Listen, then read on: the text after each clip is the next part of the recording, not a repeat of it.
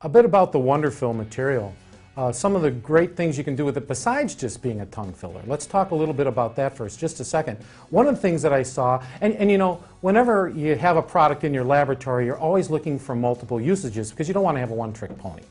So I have found that if I have a hole in an impression due to a bubble, I can take a little dab of the Wonderfill and rub it over that hole, wet my finger, and it smooths out very nicely, and then I can pour my impression without having to melt wax into the hole and so forth.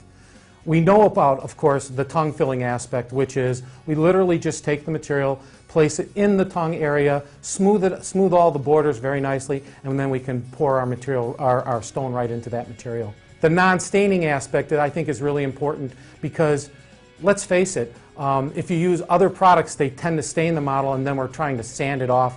But this doesn't have a staining aspect. It's also water soluble, so it comes right off the model very easily. There's no real scrubbing. You could take your spray from your sink and just spray it right off the model. It comes off extremely nice. I have found that blocking out a model to do a rugai transfer, and those who have read some of my articles have seen the technique for making a rugai transfer off a denture. Literally, I use it for blocking out all of the areas around the rugai area, and then I vacuum form over it. You have to be very judicious about the way you use it, however, because you don't want to overload the impression or it'll run through and be pulled into your vacuum former.